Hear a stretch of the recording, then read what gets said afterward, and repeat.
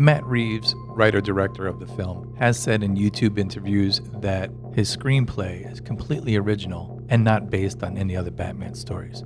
And I don't know another way to say this, but that is a lie. What the fuck are you talking about? I went back to 1939 and, I just basically did a deep dive in the comics, and anything connected, I just wrote down. So if you've been on Twitter lately, you might have noticed that there's a controversy around the Matt Reeves Batman movie, with the writer claiming that Matt Reeves stole his idea and general story and premise from his Batman script that he wrote in 1990. And the man claiming this is the writer Chris Wozniak. He made a few YouTube videos explaining how it was stolen and what concepts and ideas were taken from his script and used in Matt Reeves' movie. Honestly, it's some of the weakest arguments I've ever seen. So he posted the first video back in June, and it didn't really get that much traction, along with a follow-up video a week after that. And at the same time, he launched an Indiegogo and a Patreon. More on that later. It's only just now getting attention because of Twitter. And it's surprising that there are people who are actually taking these claims seriously. I mean, most people aren't. Some people are just having fun dunking on him, but there are a select few that are taking this video at face value and believing every word of it. But when you stop and think about it for like 10 minutes, you start to realize that several things he lists as being stolen aren't new or wholly original ideas that he thought up. And to be fair, Matt Reeves is very open about what his influences were when writing this movie. He drew a lot from Batman Year One and The Long Halloween, as well as Batman Ego. So much so that DC actually re-released those comics alongside the movie in a little collection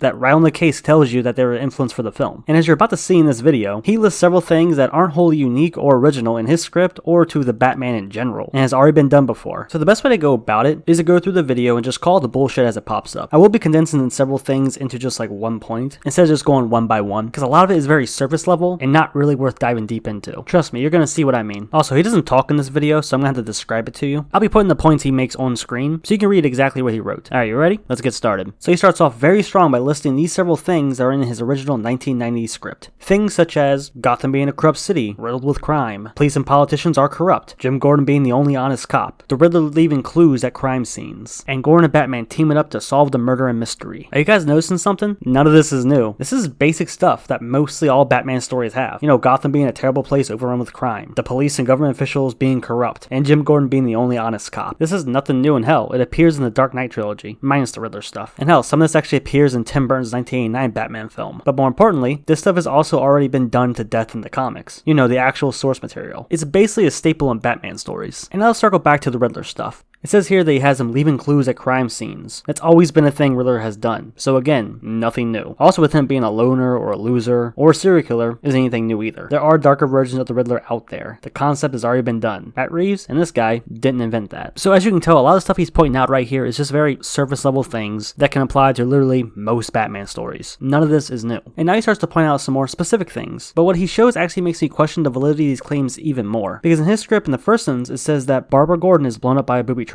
But then in the last sentence it says Alfred, and it isn't crossed out like Barbara Gordon was. It just makes me question how legit this script actually is, because that could have been a very recent change that he made, just to try to strengthen his argument. Some more specific stuff about the Riddler are things like him turning himself in to be face to face with Batman for the big reveal, as well as having a following. Okay, let's be real, the killer turning themselves in was copied from Seven, so let's not pretend this is original to the script or the Matt Reeves movie. And the Riddler does have a following, sure, but they don't live in an orphanage together. The only orphanage they go to in the movie is filled with drug addicts, not Riddler's followers. And as for the Riddler having a following, again, that's not really anything new. How a lot of crazy Batman villains have their own little cult groups that end up following them. And then he makes the claim that the big reveal is Riddler revealing that Bruce Wayne is Batman. And I originally thought that that's what happened in the movie too when I first saw it, but it turns out he doesn't, because he follows up with the line, "We almost got him." And they planted all this stuff in the apartment to fake out the viewer. I think they could have conveyed it a bit better in the film, because all the signs do point to him knowing that Bruce Wayne is Batman, but really he's just obsessed over Bruce Wayne, and actually planning to kill him. And Alfred was actually just a casualty. Also, this isn't Riddler's big reveal in the movie. The big reveal is taking out the mayor and flooding the city. Okay, next we got another series of common ones, like Bruce Wayne doubts his effectiveness and ponders if Batman is coming to an end. And then the Riddler has one more trick up his sleeve to take out the city. In this case, it was something inspired by the plague. And there's some more non-arguments like Batman is incapacitated during the final battle. But that's how most final battles play out in movies in general. It looks like the hero might lose, but then he pulls through to the end. And then you got Riddler is denied his grand scheme and is in prison. Yeah, so you mean the bad guy loses and is arrested and or defeated? It's nothing new here in terms of storytelling. Then we come to something that is pretty similar, that isn't just straight up commonplace in Batman stories. And that's the whole Batman symbol of hope thing. Although if I remember correctly, in Batman Begins, that's kind of what Bruce wants the symbol to represent too. So I guess it's not really all that original. But due to this Barbara Gordon Alfred mix-up, it makes me doubt if this was actually written back then, or if it was changed to fit this narrative. But let's keep going, because there's more. It says he was gonna have the Joker show up at the end as like a mystery man. And this might be convincing, but there's a deleted scene in The Batman that proves that the Joker was supposed to show up earlier in the movie, but that was clearly cut. And as for this claim that it was the Joker who secretly radicalized the Riddler, that's not hinted at or mentioned at all in The Batman. So it's pretty irrelevant. Much of this shit is actually pretty irrelevant. So as you can tell, so far it's either things that already appeared in other Batman media, or other Batman films, or just regular story beats that appear nearly in every movie. So far there's only like a few things that are actually similar, and even then they aren't exactly the same. Oh, and he ends up with the producer of the movie explaining how they make a blockbuster film, and I'll just let it play real quick.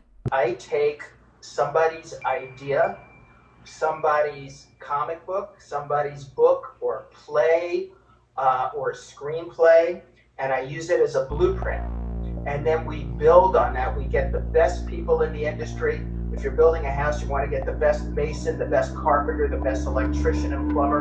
We get the best director, the best writers, the best actors, and the best crew, and we put together a skyscraper. So what does that prove? That yeah, they pull from other sources when crafting their own movie? Most of the stuff that's in the Batman and in your script aren't brand new ideas and have already been done before. Hell, the Batman movie has stuff with Selena Kyle and the Penguin that aren't in his script. And even that stuff pulls from other Batman comics. When watching the film, you can tell it's very heavily influenced by Year One and A Long Halloween. So much so that you can tell that's where it gets majority of its story elements from. Oh yeah, and they also show off a bunch of emails and DMs proving that they sent the script to people who work at DC. And it's like, okay, and? You sent them a script that already shares elements with other Batman stories. Congratulations. Now there is a second video that I was gonna go over, and it actually has Chris Wozniak talking, but most of it is him doubling down and repeating a lot of stuff from the previous video, as well as going in more specific details on a few things, and he makes a very short list of things that are different, but he calls them rewrites from his original script. Really, this video is just nothing. There isn't anything concrete enough here to definitively prove that Matt Reeves stole his story. Most of the stuff that he listed between these two videos applies to the Dark Knight trilogy and Tim Burton's first Batman movie as well, but since those movies didn't involve the Riddler, I guess you really couldn't call them out. Hell, in the Dark Knight, there's a scene where the Joker leaves a clue about who his next target is. Seems very reminiscent of something the Riddler would do. And also, like I already mentioned, most of the stuff is nothing new in the actual comic books. Bro, the character's been around since the 40s. There's almost nothing they haven't done with the character yet. This shit is actually dumb. But if you want to check out the second video, you can, but it's similar to the first. He's just doubling down and pointing out more specific similarities and just kind of grasping at straws and saying, this is my idea. And really in the grand scheme of things, he kind of cherry picks a lot of different scenes to help prove his point, but then he kind of changes the context of those scenes. He mainly did with the Riddler stuff, like claiming that his big reveal in the Batman movie was to out Bruce Wayne as Batman, but that's not actually his overall goal or the big reveal. And then there's taking claim for things that are just so basic, like Gotham being a corrupt city, Jim Gordon being the only honest cop, the Riddler leaving clues at murder scenes, Gordon and Batman working together to solve the mystery. It's like, what are these claims, man? And now I want to talk briefly about his Indiegogo and his Patreon accounts. Why does he have a Patreon? I don't really know, but I can tell you why he has an Indiegogo. And it's basically because he wants to get paid to take care of his family, because he feels he's owed something, because he believes that they stole his script. Now, how much would you think he's asking? 100,000? $250,000? Now, let's try $3 million. What? Now, where did $3 million come from? Well, as he describes here, The Batman is the highest grossing Batman film of all time, so he just made up a number. But considering how successful the film was, he thinks the other two writers involved actually got more than that. So he thinks $3 million is a fair deal. Okay, first off, The Batman isn't the highest grossing Batman film ever. That's The Dark Knight and Dark Knight Rises. But more importantly, screenwriters don't get paid millions of dollars. Unless you're a top tier screenwriter that also doubles as like a producer, you're not raking in millions of dollars. Matter of fact, the average is only like $67,000. But that also varies depending on how many projects you're working on, how many scripts you sell, and whether or not if you're able to invest in it as a producer. Believe it or not, most of the time, scripts will get bought at like a flat rate from its original writer, and then the studio will pass it along to their own in-house writers. So it's not common for a writer in that field to get paid $1 million a script. Yeah, so very clearly this guy is just trying to capitalize off this nonsense. I want to know is who are the two people who actually gave this man $40? I'm not upset with y'all because I know you're mentally ill, which is why one day I'm going to open up a hospital. At first, I thought this was all a hoax, because in the first video, Chris refers refers to himself in the third person. Instead of saying I or me, he says Chris. But it turns out this is really him. Here he is in a live stream talking about BatmanGate. So this has to be him, and he truly believes that Matt Reeves stole his idea. Like I've already expressed, me personally, I'm not convinced at all. Nothing is wholly unique enough to really back up his claim. And there are just already too many things that are just a staple in Batman's stories, that for him to list them off as things that were stolen from his original script is just ridiculous. But of course, that's just my take on it. So I'm going to go ahead and ask you guys, what do you think about this whole situation? Does he have a solid case? Did Matt Reeves really steal his story idea? Leave a comment and let me know. Judging by most of the comments, no one really seems to believe him because his case just isn't strong enough. But I'd like to give a nice big shout out to the channel members. Me and you guys make a really good team. If you're interested in becoming a channel member, click the join button down below and check out the perks. If they interest you, consider joining. Or not, it don't matter. None of this matters.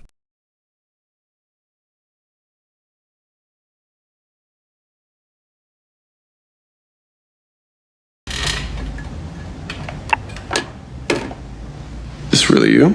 I beat my meat into a cup. What?